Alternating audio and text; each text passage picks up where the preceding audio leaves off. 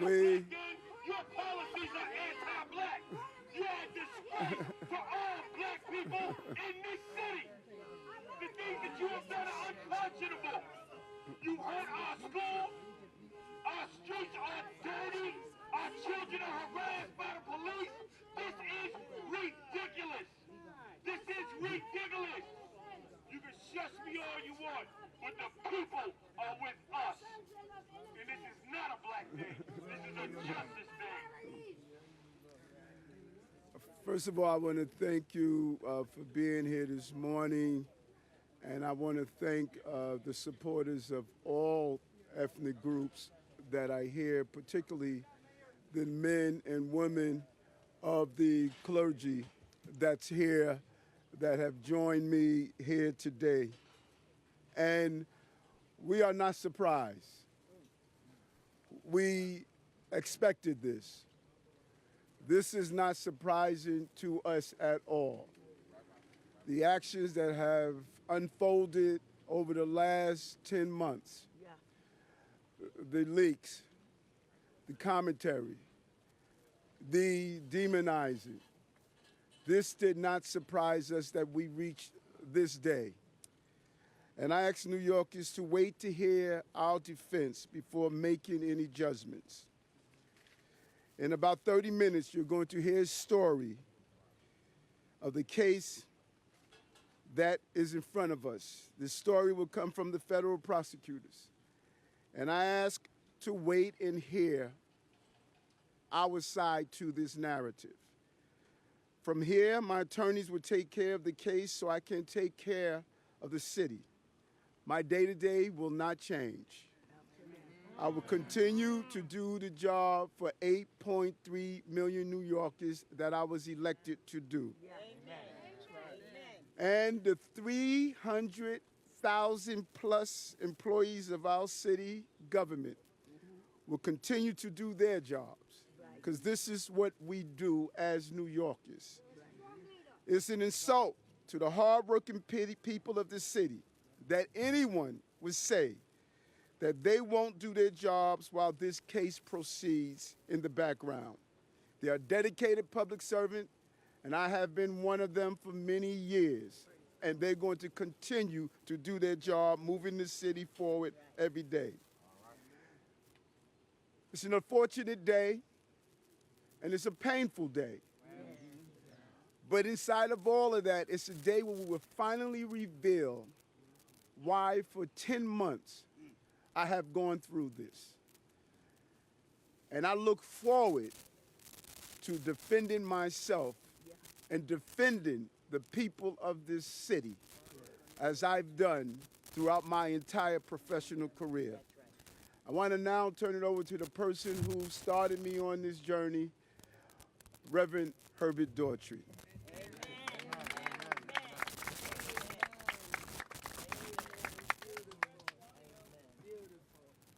Thank you, Mr. Mayor. You our mayor, and will be till time come, still will be our mayor. To all the supporters, irrespective of what people say, he's still our mayor. As he has indicated, we started on a journey a long time ago. I encouraged him to join the police department. He did, and you know the rest of the story. So, you know, Mr. Mayor Eric, it's one more battle we have to fight. Right, just one more battle we have to fight. And we're not about to quit. We're not about to give up. We'll be there. We'll be there to the end. God bless you. God be with you. We're going to win this fight. And two, can we get an umbrella, put it on the device so the water won't get inside there, Robbie? Hold on one moment. Hold on. You know we don't do this calling out stuff at my press conferences. When we finish speaking, we will respond to a few questions. I just want to cover that. Are you good, Robbie? I affectionately call her Mother Dukes, has been a head of the NAACP and just a leader that has mentored me throughout my entire journey. I want to now call up Mother Hazel Dukes.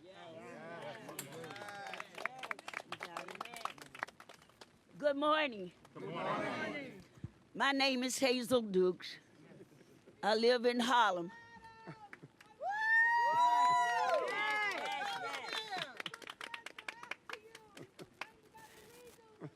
I'm 90. Would you be quiet? Would you shut up? I'm 92 years of age. I've known this young man for over 40 years. I come with a heavy heart today, but my head is not unbowed. He's going to have his day in court, and we're going to stand by him. We came this morning to pray for him, because prayer changed things. I am asking all New Yorkers to hear his side, to let him have a day in court. Let him have his day in court, and then we can make our decisions. But we are not here today to criticize the federal government where you might be, but shush. That's all you do. That's all you brought here to criticize. Yeah. We are going to be here. We're going to be here. I'm sorry, Mother Duke. Hey, brother, this is a 92-year-old elder. Show us some respect. A 92-year-old elder. She stands next to you. She stands next to Cuomo. As the NAACP, as the 501c3, you should not be standing for a political candidate. Stop that. You're always in favor. You are always in favor of the Go ahead, Mother Duke. Don't respond to them. Go ahead, Mother Duke. We are calling on all New Yorkers to listen carefully, not to the loudmouths, but listen to facts and figures. His lawyers will go and do our work for us, and we will stand with this mayor. Right. Thank you.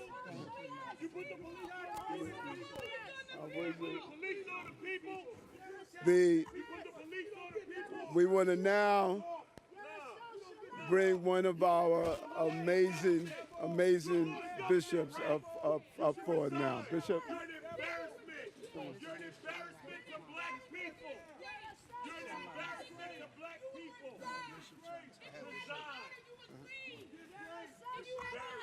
We are admonished to be angry and sin not.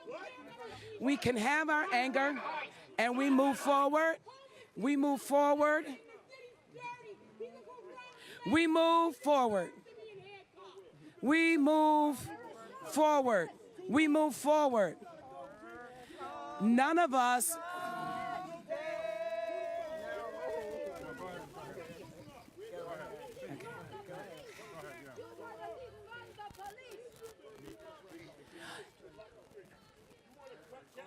None of us have ever done anything in our lives that we've asked forgiveness for and it was not granted. We live in a society where if we do something, there is a due process for all of us. There's a process that starts, it has a middle, and it has an end. And none of us has the right to preempt that process. If I have an accident, I have to report it to my insurance, and they fight it out, and then a verdict is announced. We cannot prejudge any situation in fear that we might prejudge it inappropriately. And the same justice that we want for ourselves, we want for our mayor. That's right. If I confess, I know there is a God that says he's faithful and just to forgive me of my sin and to cleanse me from everything that is unrighteous. Until the verdict is announced, we stand. We are not people who have a yellow strip down our back, and neither are we intimidated by loud voices. Whatever the truth is, the truth will prevail.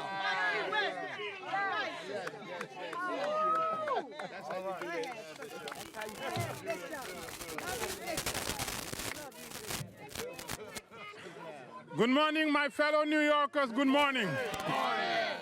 My fellow New Yorkers, I wanted to let you know, Mayor Eric Adams, whom you know for 62 years, who served you in the 80s and 90s when New York was facing the worst time in its history, is the same mayor that's standing right here, is the same mayor that will stand tomorrow, and is the same mayor that will be re-elected. 62 years will not be replaced by 5 indictments that will be fought and will be exonerated. Give him a chance. Give him a chance and hear his side of the story. We know him and we should give him a chance. Thank you and God bless you. Come on, my girl. One of the real warriors, Jackie Rowe-Adams.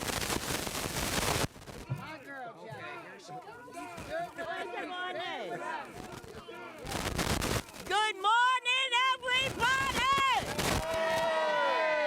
I stand in one of the best mayors ever. Eric Adams is the best mayor ever. He is got things done when people running their mouth and doing nothing. Do something! Do something and then you can say something. Do something. Mayor Adams stood on the steps of City Hall when he wasn't there, and I want y'all to hear this. We had families that just lost their kids to violence. The mayor, not you, but the mayor. He wasn't the mayor then. He stood with us on the steps and saved lives. Why don't you tell all the white police what you call I'm a mother who lost two kids to gun violence, and at that time, we should have had something. Tell them now, they right Maybe here. my kids would be dead today. If they checked these kids that's 11 years old and 10, and they had stop and frisk, maybe the kids wouldn't be dead today. So I stand with Eric Adams, and I'm gonna stand with him, and he ain't going nowhere.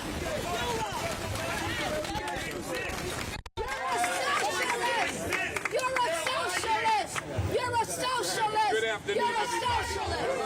I'm just here to say that Mayor You're a Adams has socialist! stood with us, and we're here now as the United Worthy Coalition to say we will I'm Puerto stand with Rican! him. Yes, I'm first of Puerto all, Rican! everybody deserves due process.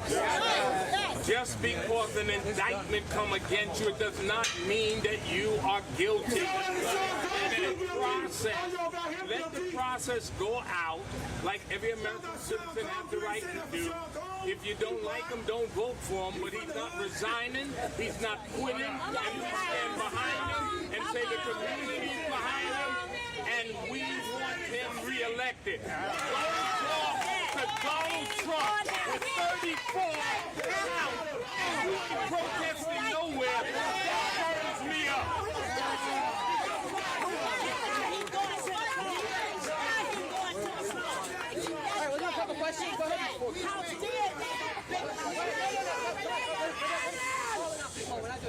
Justice will prevail!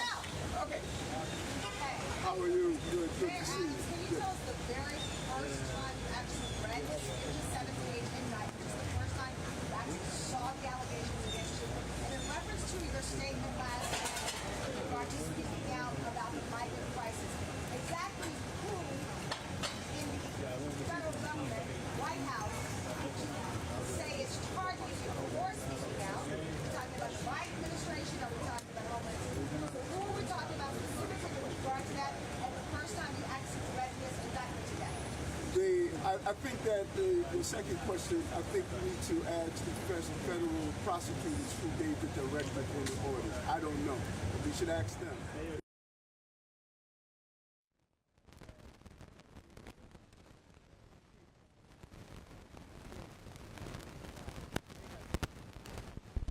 When it comes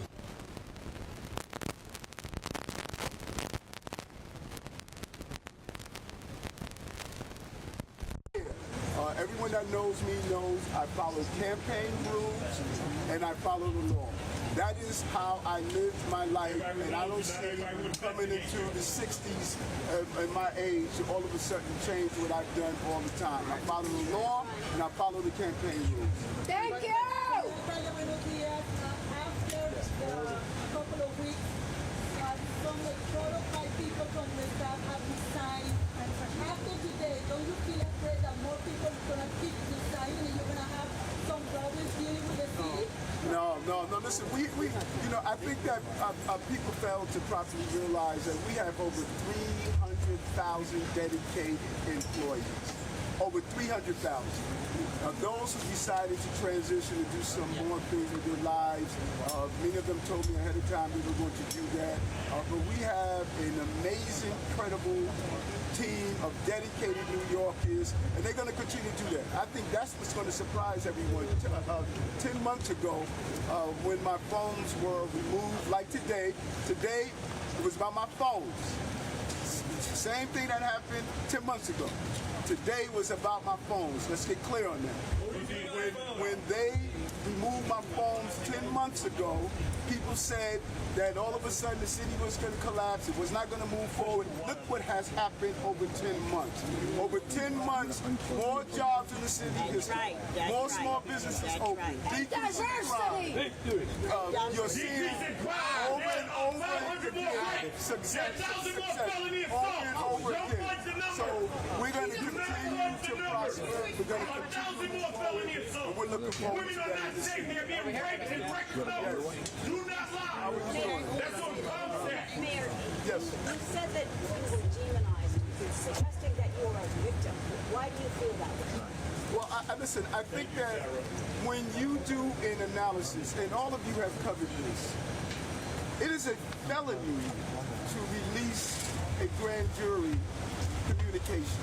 That's a felony. So you can't break the law to enforce the law. And when you look at the drip of information, when you look at our cooperation, our attempt to sit down and cooperate, when you look at what has taken place, there's been a narrative of giving the appearance that there was something improper that's done and it was just wrong. Do you think it's political? Well, I think we should ask again, as I said I earlier, think it's political. We should ask those who are conducting We know it's political. investigation. We should ask them who gave the directive to carry out what we have witnessed over the last 10 months. Over the last 10 months, you knew information before my attorneys knew information over the last 10 months. You reported that there was an indictment before my attorney knew that there was an indictment. Over the last 10 months, this has happened over and over again, and this is not how our system of justice should operate. You support law enforcement. You support the feds investigating you. Yes. Mayor, the indictment has been unsealed. Now we know the federal government is looking into the campaign and supposed influences into your campaign when you decide to be mayor. But you have suggested publicly that now you are a target of the federal government because of sticking with New Yorkers, meaning maybe that you're talking about the migrants. Can you clarify that point, please? I think I did. I think we should ask the federal investigators and prosecutors who gave the directive to take the actions that we are witnessing right now. I have ran many campaigns. I've been part of many campaigns. And the scrutiny of those campaigns always revealed the same thing. I follow the rules, I follow the law, I do not do anything that's going to participate in illegal campaign activity. And I will not do that. And I've instructed, not only in writing, but in verbal conversation to the team, we do not participate in straw donors. We do not participate in foreign donors. We know what those rules are, and we comply with those rules. And I think that my attorneys are going to reveal that as we move forward. Last question, Robert. Go ahead. Robert, go on. Mayor, who is your point person dealing with major city businesses? You deal with this. That's number one. And number two, is there any circumstance by which you would resign? No, listen, I'm here. I was elected by the people of the city, over 700,000 strong. And this is a city that is extremely resilient. This is a city that we have gone through some difficult and hard times, and we're going to continue to move forward as a city. And that's what that's shown. I think the narrative here that's missing, 2 months ago when my phones were removed, we have not gone backwards. We have not stood still. We showed how we operate during difficult times. And when you say who's the point person that's going to deal with business community, who's going to deal with the business of running the city, the point person is Eric Adams. I'm the mayor of the city of New York. And I have a competent team. How dare you compare him to Donald Trump? You must Mayor Adams, you say this is retaliation for speaking out against the migrant crisis, but according to the indictment, it dates back to your 2021 campaign, the name of co-conspirator, who you said you deleted messages from. I mean, the allegations seem to go in line with what we've been reporting for at least a year, almost a year. What do you say to that? I mean, you said you traveled to these countries, and you deny that you took any kickbacks from these countries, you deny that you intervened on behalf of the Turkish government to try to get the skyscraper built. What's your question? Yeah, that's elaborate. I'm asking if he denies all the allegations in the 54-page indictment. Have you guys been apparently he's fighting back. Listen, he's fighting back. That's your answer. What's your name so I can put you in my story? My legal team is going to peruse the entire indictment. We got it today when it was released. The news media received information before we did, as they have been receiving for the last 10 months. It appears as though the goal is to try this case publicly and not in the criminal justice system that's in place. And so we, based on what I read, it's clear that if it's campaign violations, I know I don't violate the campaign. That's right. If it's foreign donors, I know I don't take money from foreign donors. And I verbalize that to the team, both in writing and both in communication. And we will continue to do that. And we look forward for the legal team to handle this as I handle the city of New York and continue success that we've witnessed in the last 2 years and 9 months as the mayor of the city of New York. You